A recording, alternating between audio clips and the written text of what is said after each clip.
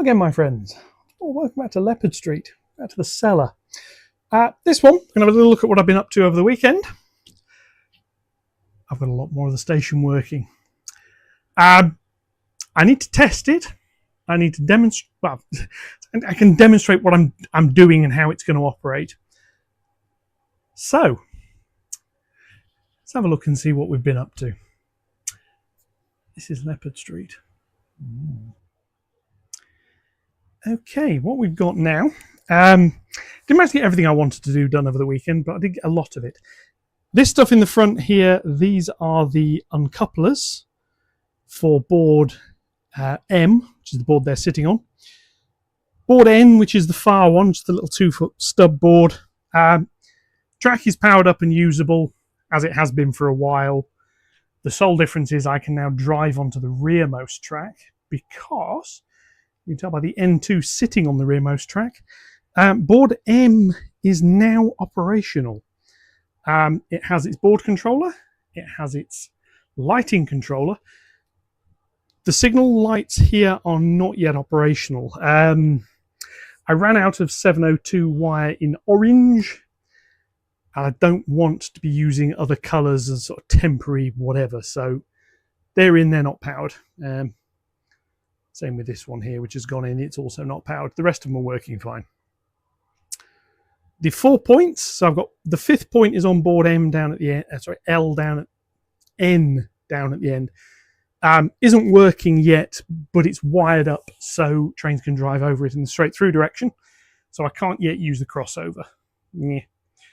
The 3 over here, these are fully operational.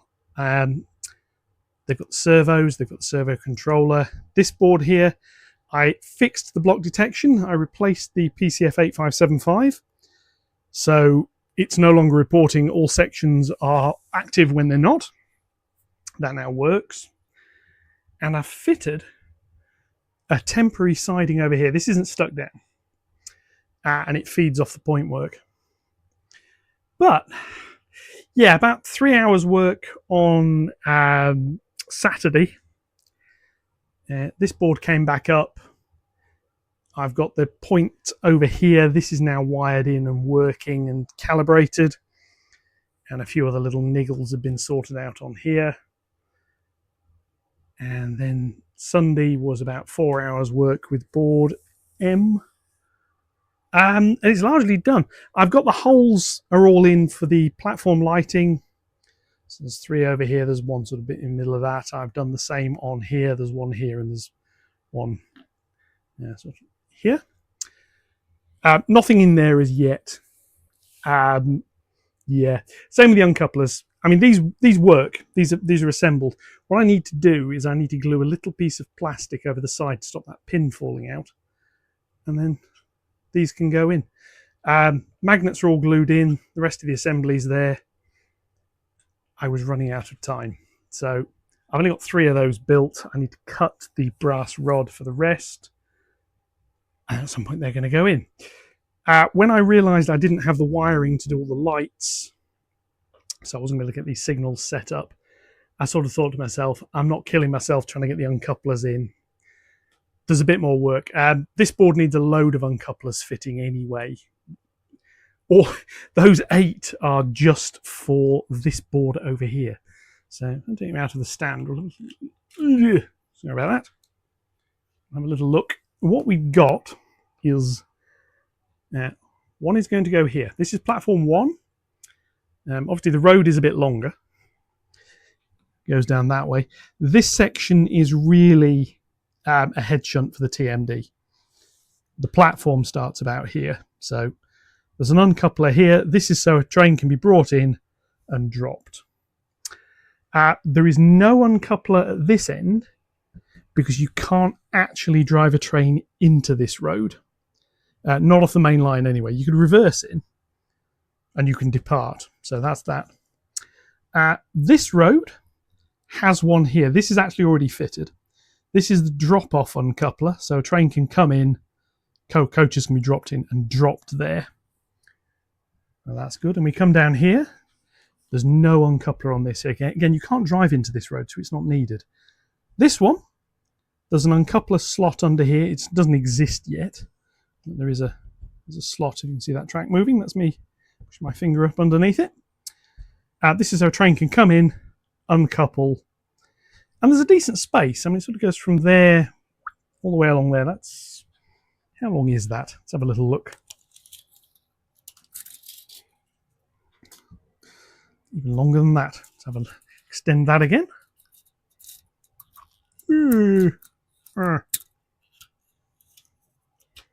Turns out using a tape measure with your mouth isn't brilliant. Anyway, so yeah, it's about 18 inches where the uncoupler is. So that's intended to be space for a 12-inch loco to come in, uncouple, and be able to pull forwards a little bit. I'm going to need some sensors to support that. Down here, there isn't an uncoupler at this end.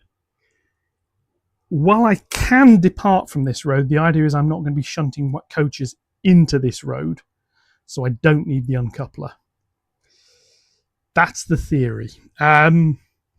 If I did need one, I thought I needed one, I could probably lift this bit and retrofit another one there. There is space under the board to do it. Then we have the suburban roads. Now these roads are both bidirectional, so uncouplers there, come down here, uncouplers there. Yeah. Now we have platform 6, which has an uncoupler here. I've done it a bit further in. It's sort of where the trains will end up. These starter signals, the uncoupler for this platform is actually way up ahead here.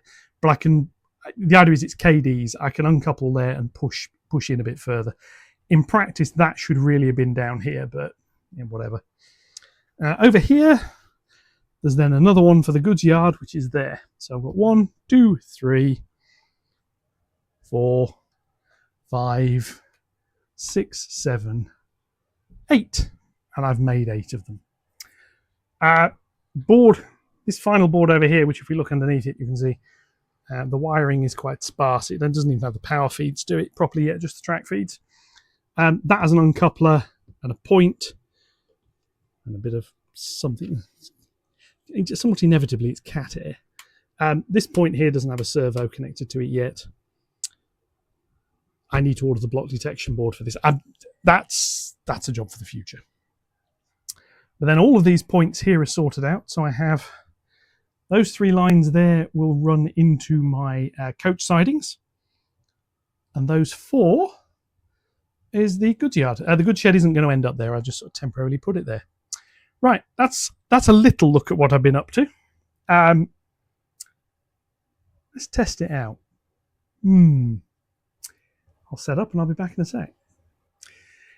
So just quickly before we kick off, this is where the N2 is sitting.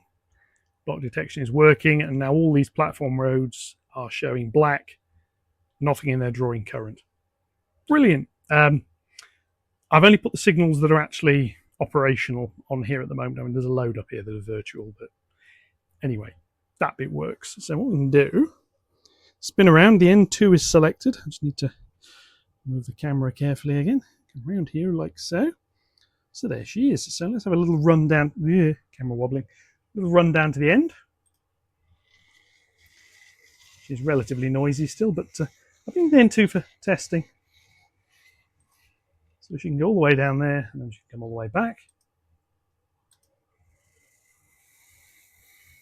Which I think is quite nice. The route is set for one of the sidings currently, because I was testing these. I did have to do a little bit of a play.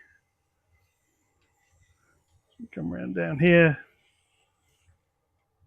I could actually leave her running there. The siding road she's currently heading into isn't powered. It'll be powered from further up when its track feeds go in. At the moment, it isn't. The little Y point. Oh, the little Y point. That works. As I was expecting, that did take a little bit of effort. So, what I'm going to do, I've got a little bit of card. I'm going to show you what we've done with that. Because it works, but if you've got a little short electrofog Y point, you can't wire it up as normal. So let me just grab a bit of card. Okay, now, so the Y point has a stock rail like that, has a stock rail like that, and then it's got some frog rails which come in and do that and come down here. Now on most of the points there's an insulated join there, then the rail comes on a little bit further, there's a pivot, and then you get the switch rails. So they sort of like that, or whichever way the way around you go under there. And what I do is I break that. I solder wires here and here, goes across, brilliant. The short Y point doesn't have those breaks, so all the bits in green are wired to the frog. Now if you don't power the frog, it works by getting the switch rail, touches the stock rail. So in this position, all of the green stuff is the same polarity as the brown. The other way would be the same polarity as the blue.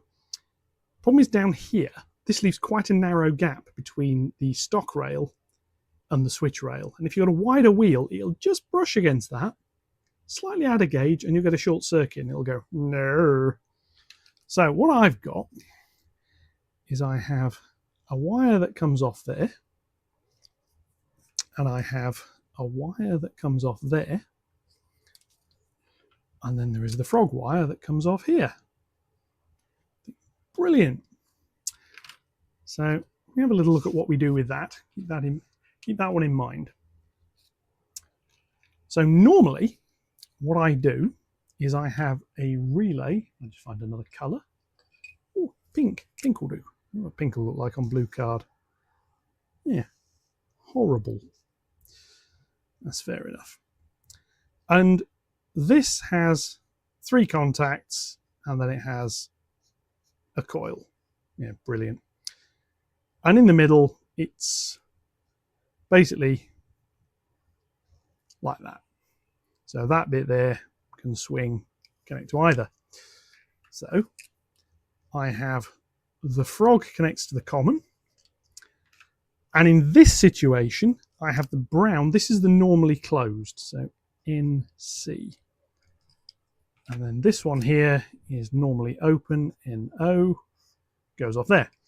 So if nothing is powered, it's like that. All of this goes to brown.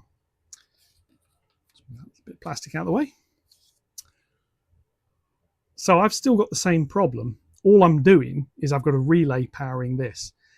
And I've now created another problem. Because if I tell, because this switch rail and stock rail do touch.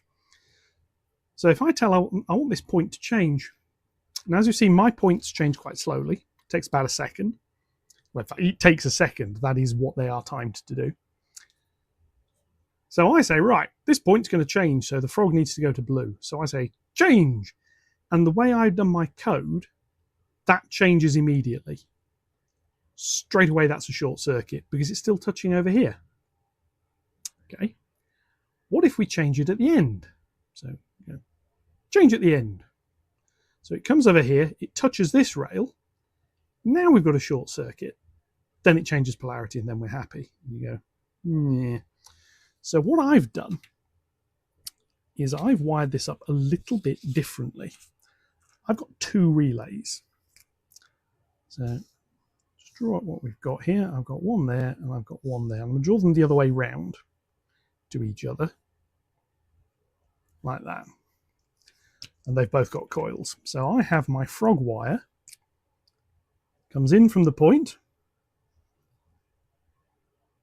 and it goes into that one. So it doesn't come into, I'll redraw that in a minute. That's going off to the point. Do it that way around.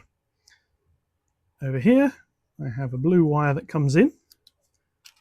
I have a brown wire that comes in.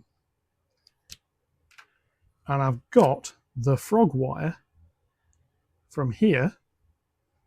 Let me just check this one rightly. That then goes to there. I think it might actually go to the other one. Well, we shall see. Anyway, that is the, let me get this one right here.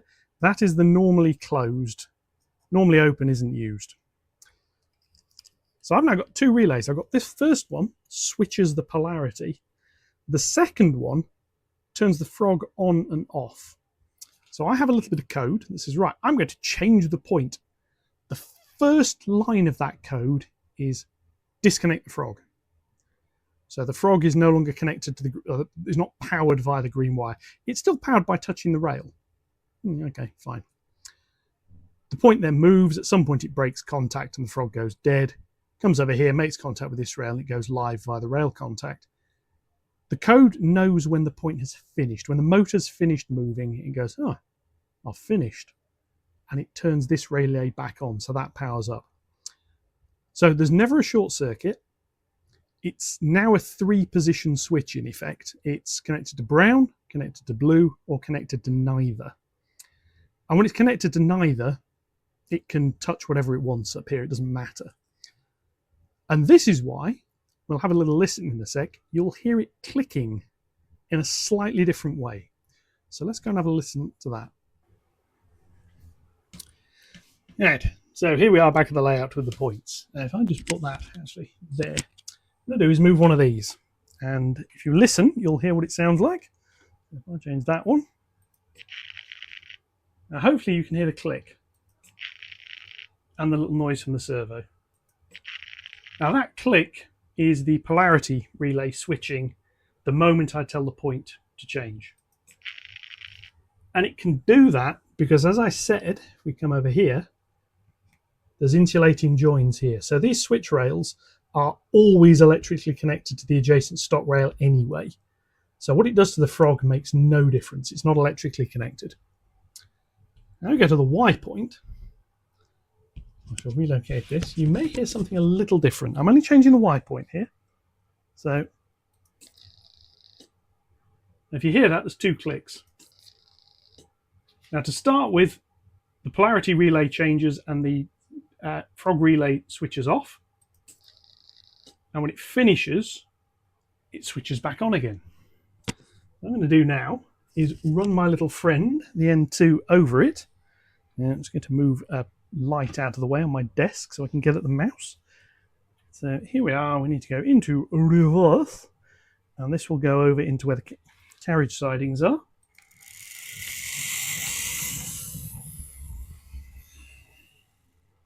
And we come forward again.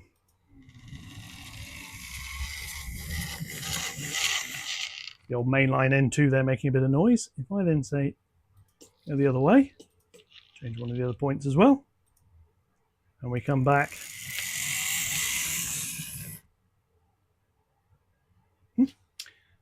Lost contact. There we go. Stop that, tell it to come forward again.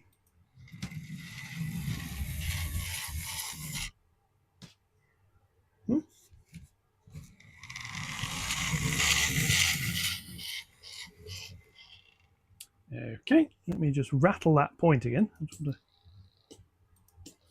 Should be all right. Set her to come backwards a little bit faster.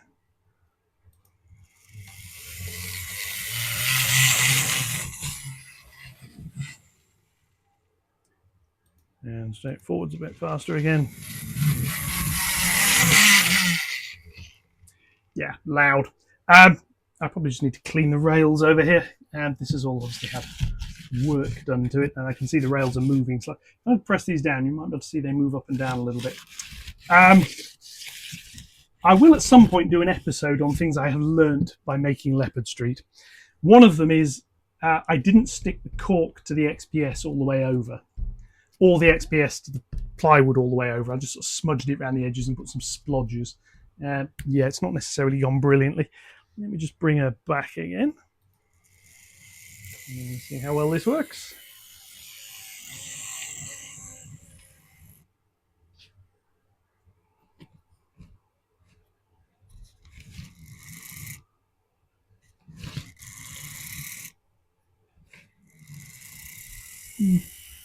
It's not shorting out. There's just a... Yeah, she's losing contact in a few places. Now the solution for this, I'm going to bring another loco in and we shall try with another engine. See what happens.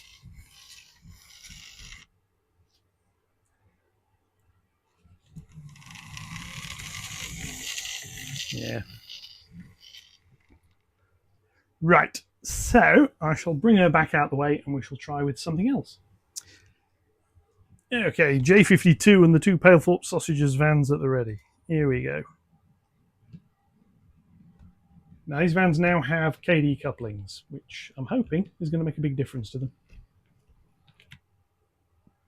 She's stopping there as well, which is a bit interesting. It moves there. Mm-hmm.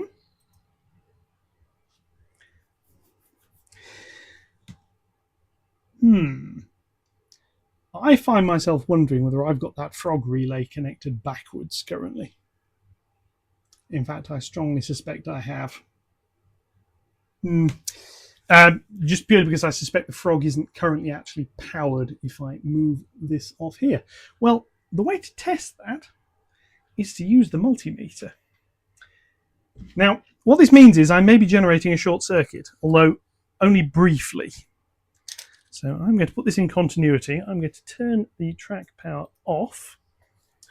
Now, if you've seen Ian's recent video, yes, I'll leave the other microphone running, why not? What you'll know is, what do you expect first? So, bleep. Now, I expect that to be connected to there, which it is. But is it connected through that or through here? So what I need is a piece of masking tape. Yeah, here I have a piece of masking tape. What I'm going to do is move the pointer part and insert the masking tape. So that stock rail is no longer connected to the frog, and I'm going to see whether it's connected to anything. And it's not. And that tells me I have a software problem. So I'm going to correct that and I'll be back. I'm not going to show that. I'm going to do some work on the code on these. Back in a sec. All right, now while that compiles and re-uploads, in which case you'll see these points move, I've realized, yes, I wired this up correctly and I then wrote the code wrong. The idea is this point is obviously normally in one position or in the other, doesn't matter which. So the relay that turns the frog on is not powered normally. There, it's loaded. So that should have corrected that particular problem. So we'll see. So as I say, yeah, it's not powered normally, and it energizes to turn the relay, to turn the frog off. I had the code turning it off, not turning it on. So back to Mr. Bleep. And this should work. And it's now connected. So that has fixed that problem. So I should be able to move my little J26 over properly. What I'm then going to do is bring the N2 back in. See, this is why we test things. Because ham-fisted muppets can get the code wrong. Yeah, close that. Not planning on changing that anytime soon. So track power back on, J52 into reverse, and we're going to come back. And now this should run smoothly. What was happening? Yes, very smoothly. What was happening was I was getting obviously a poor contact between the stock rail. Incidentally, yeah, the couplings on these here now much easier to uncouple apart from anything. Uncouple back up. Sensible spacing. I'm not running around the layout yet. I'm going to do that in a bit. Somebody noted the buffers seem to be excessively long. I don't think they are. If I put them next to the J52 and we zoom in a little. Yeah, they don't look overly long. But that, yeah, just going to move this around now. Putting it on everything else. That spacing now looks a lot more sensible. So happy with that. Right, what we're going to do, I'm going to move these along over that point out of the way. So we'll go forwards. I'm going to do a little bit of a shunting operation in a mo. I'll move that back to there. These out of the way. I'm going to give that J52 a voice. I'm going to have to do it. I should probably have bought the sound decoder in the first place, to be honest with you. But I didn't, so there we go. Right, let's now reselect the N2. See, I thought this was the N2. There's the wrong one. Release. So Mr. N2, my apologies. I misattributed a failure to you that was entirely my own fault. And in fact, because of that, and because I did that and I was wrong and I was incorrect, I'm now going to dust you slightly to make you look a little bit cleaner. Here we go. Just a little bit. There we are. Yes. See, I figure if I dust a loco every time I get something wrong, pretty soon I'll have an entirely spotless fleet. So back we go. Clear of that. Yeah, that can change to there. Forwards, and we should now be able to run in and come past this point. So I'm going to reset this to show the point, because I'm going to have to stop her quickly in a sec. Comes in before she runs into the other one. And there we are, over there, smooth as anything. Quite pleased with that. And now the relays, they're still clicking, they're just clicking slightly differently. So if I bring her back, that's in the Parker where the carriage sidings are going.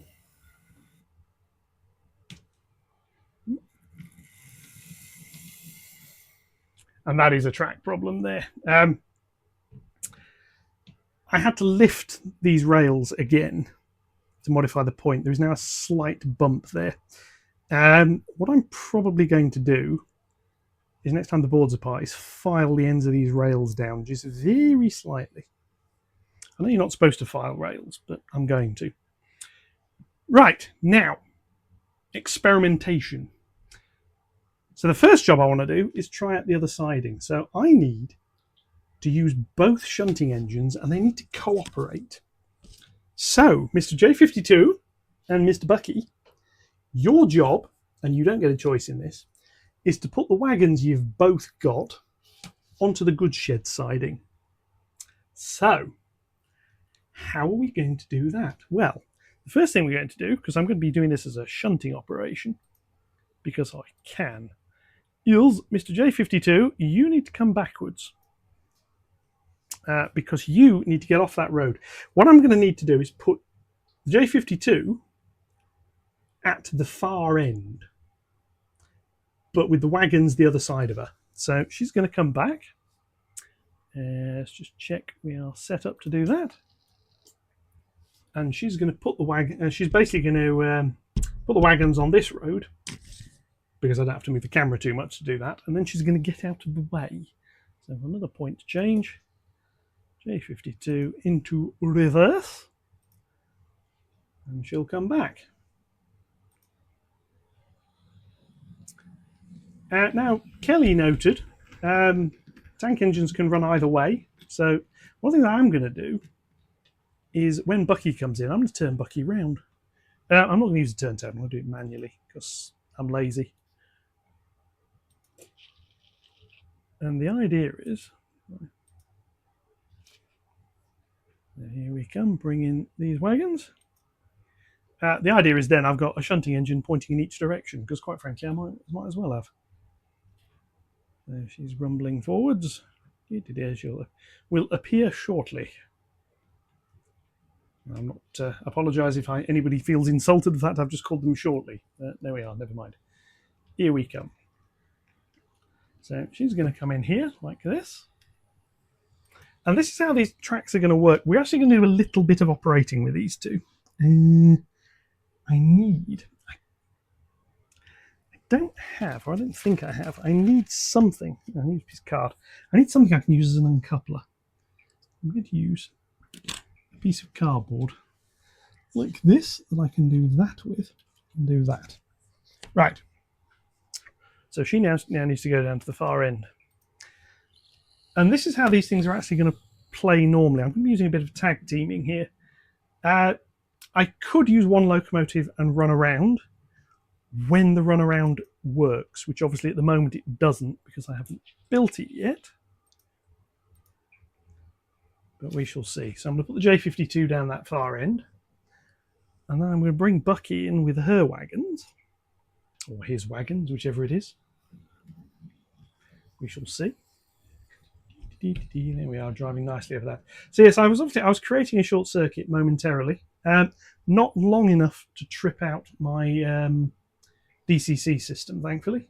So she's going to rumble all the way down to the end there and stop, hopefully without hitting the buffers. Hey, managed it. Right, release. What we now need to do is bring Bucky in, who's low there. Now, I strongly suspect at least one of these wagons is going to derail coming in. And I suspect it's going to be that one at the front. Come on, Bucky, do your worst. But she's going to come in and hook up to those Palethorpe's wagons.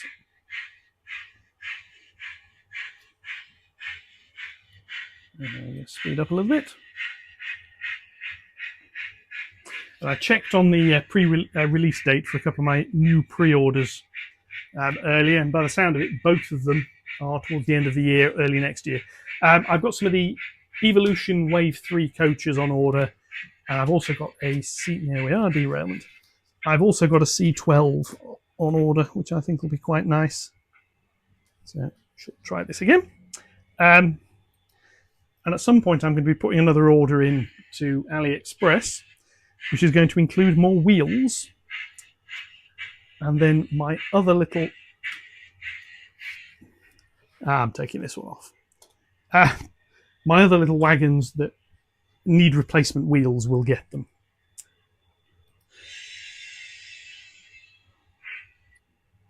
Let's see whether the 6-wheeler can make it. It did. I was testing this around, well, not over the weekend, because I've not played like this, but last time I was running them around, it worked quite nicely over this point work. It does sort of ride up occasionally, but doesn't derail. So what we're going to do is, as she comes in, turn these. Now what she's then going to do is take them back out again with those there and drop them in the other bit. I'm going to do some testing on the length of this area, because there's 2 trains I need to test it with. But I'm going to do this bit first. So here we come. Let's go and collect these. Bucky behaving immaculately as always. Let's see whether we can couple up to these properly. And whether we've picked them up. I think we have. Obviously, I've just rammed them a little bit quicker than I would normally like to. What we're now going to do is put them onto the goods area. See, the head shunt at the end with the runaround, it'll take one of these little tank engines and a wagon, but not much. The idea is it's actually to release much larger locomotives than these two. So, yeah. And obviously, normally these operations could be done a little bit quicker than this. So, let's speed up a bit. I shall use the brake function the decoder has to slow her down when she gets near the end. Obviously, more of these need KD couplings fitting. That's the brakes, which I was skeptical when I saw the things had a brake. I thought, oh, it's just going to be the sound of the brakes. It isn't. It does actually. They do actually work insofar as it stops the locomotive, but not instantly. Now, what Bucky's going to do is put these up in a suitable position, and then she's going to clear off. And we're going to leave it to the J52 to put them back into the siding. So if I can turn around, we'll be able to see over here. Now that's about as far as she actually needs to get. Now the thing that's worth noting here is I don't have a slot for an uncoupler for actually doing this specific operation. The reason for that is I don't need one. Not yet. I did think about putting another uncoupler here on this track. However, the way this is normally going to work is, as we'll see later, is I'm going to bring in a train and then let go. Yeah. the locomotive itself can set it back, or we'll come down here. The freight loco will end where that Palethorpe's wagon is. It will uncouple a little bit because there is an uncoupler here. So it'll come forward a little bit to, I don't know, about there. It will uncouple. The locomotive can then run forwards and release. And then a shunting engine, well, it's probably parked adjacent to where the J52 is, will come back from here, go up and can then go and play. Right. Bucky, you need to clear off. We do have a space you can come back down here and hide in. So, funnily enough, that's where you're going. Because then I can let Bucky continue to make a little bit of noise. Like a little bit of loco sound. Yeah, last video I decided I was going to just leave the ambient sounds. They didn't really record very well. I didn't want to put the silly music in. And thank you very much for the comment on the subtitles being hard to read. I haven't really thought about that. Remiss of me, because I should have done. But I didn't. So there we go, right. Tell Bucky to stop down here. Here we are. I'll shift Mr. Microphone to be near Bucky so you can hear her. Right. J52 is now going to set these wagons back into my goods yard. And this is going to be the very first time I have put anything into this goods road. So backwards, which is correct, and she's going to come back. Now, of course, eventually that point will power up properly and things will be able to run around. It's probably a few weeks away. So let's spin around. He's going to head back into the goods shed road. This is the very first time I've done it. Or we'll see what wagons look like going into the goods shed on track under actual power. That'd be quite nice. Or we would had it not just derailed. So I'm just going to come forward and try that again. Because I want to see what the problem is with that, whether it's this point's not quite calibrated correctly. And backwards a little bit more slowly. Again, all testing. It just happens to look like plain trains. There's a little dip there where the join is.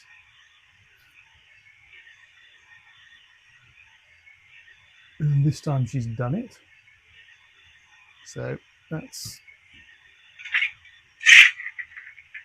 Just keep an eye on the others. See how well it goes around. Once she's parked up, I'm going to bring some of the other trains up and we'll have a little look at what else I'm wanting to do. Come on, keep going. There you go. Slightly dirty track. J52 runs nicely, and she's derailed as well. Now that tells me this point here isn't quite what it should be. I'm just moving around here, just testing out. I may have to do a little bit of work on this, one of these joins here, just to see how we go. Right, bring her back again. Again, like I say, this is why we test things. This bit of track here is obviously... Come on, off you go. A touch dirty, or something somewhere isn't connecting properly. Derail again. Put her back on manually. She's a very good loco for finding dodgy track. Yeah, especially since she's the front of her derailed then as well. Come on. I haven't actually cleaned this siding since I put it together. Yeah, which obviously I need. So I suspect J52 might need its wheels cleaning as well. Right. Anyway. That's it for the shunting engines, because obviously there are some track cleaning issues around here that need to be resolved. I'll just attempt to do some of this. Yeah, I can actually see that is cleaner now, so yeah, that did need doing. I've also got some reliability issues around here I need to deal with. I suspect it might be the board join causing the problems. Like I say, she's a little bit off. Right, I'm going to bring some other trains in, and we have a little discussion on how this is going to work. Just reset. Yeah, that'll do. Right, so sitting at the arrival signal is the Q6 with a freight train. The signal is staying red, which you may be able to see the little glow on her bonnet. So you can't, red. I haven't yet reprogrammed it to know that the goods loop exists, so that's why. So she's going to come in, and she's going to stop where she would stop to uncouple, and then I'm going to bring her forwards a bit, but we'll see how it looks. So in we come. Now this is the sort of train I'm going to be bringing into Leopard Street Station. So there's a bit of a mixed goods. So pivot around a little there. There she comes in. And we're going to see just how this is going to work in practice. So I need to stop her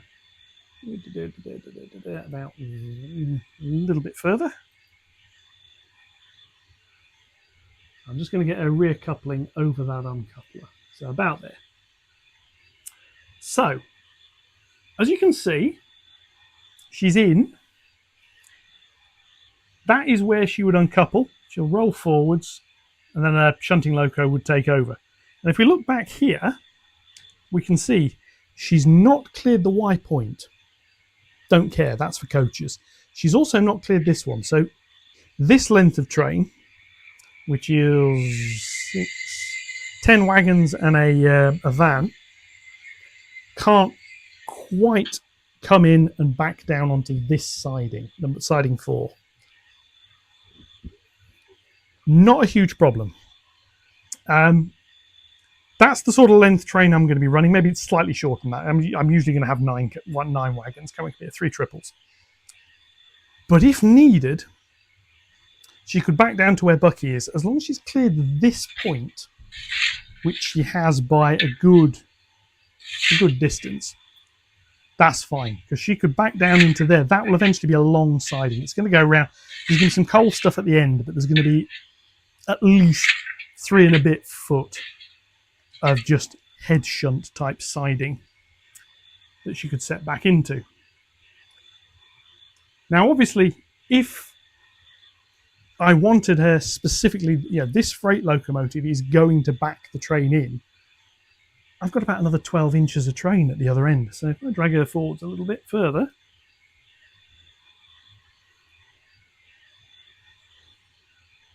get her to sort of a stopping position. There's one other I want to try this with, which is for access to the coaching sidings, and I know exactly which train I want for that one. But she's stopped, and she's got down this end here about another 2 inches to get to the buffers. And that's an 11 wagon train, which is actually cleared for the carriage sidings. So that sort of size train, a little bit shorter than that, is perfect for Leopard Street Station. The idea is that would be taken by a shunting engine and sorted into the 4 sidings down here. Like I say, this one's going to be a long siding that goes around to some coal wagons. It's then going to have a siding here, which is going to go into the goods shed, which will have a bit of a loading dock here. Platform will cover both of these. Interestingly, the shed, which is going to be this way around, doesn't have a door for the platform. So what I'm going to have to do is end this before, so the platform can go to the shed and can go down that way with a ramp. Don't mind, that's fine. This will be the shortest siding. This will probably be the one that has a couple of wagons about here where the shed is, and brake vans get dumped here. That works. This siding here will be another reasonably long one. It'll go down to where the shed is So it'll come down to about here, so that this access ramp is clear. It'll be about a 4-foot siding, which is plenty. So I'm going to take the Q6 back out. I'm going to bring the next train up, and we're going to have a little look. I've realised I've made a little bit of a boo-boo. I'll show you what it is in a sec. I've got some coaches to bring in. This is Bucky. I was going to do this tag teaming with the J52. However, she's not cooperating.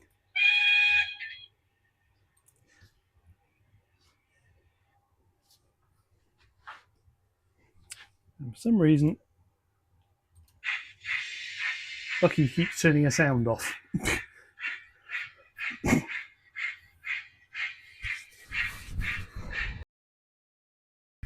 About that. Right. So this is a rake of coaches going back to go to the carriage sidings, is the idea.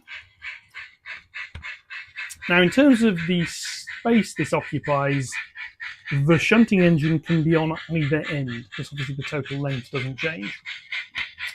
But I'll show you what the boo-boo is in a sec. As we rumble in. This is a rake of 4 of the Hornby Gresley teeps, the cheap ones. So these are a little bit shorter than they should be. I do have some of the Thompson ones as well, which are a bit longer. We shall see what these are doing in a sec.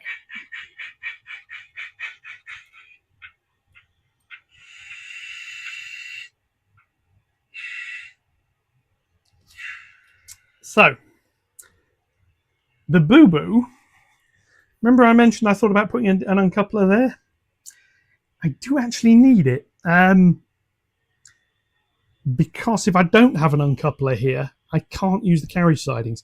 They're always going to be a shunting engine pushing something back, and then another shunting engine down here.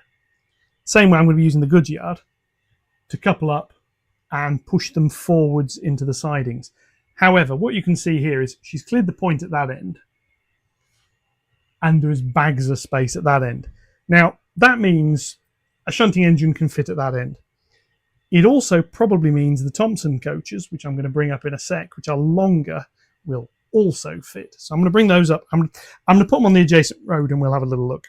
I'll catch that in a sec.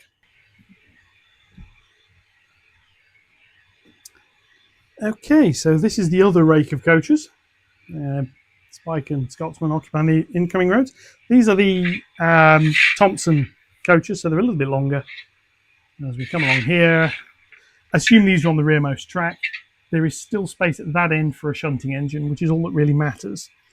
And obviously there is a little bit more space here.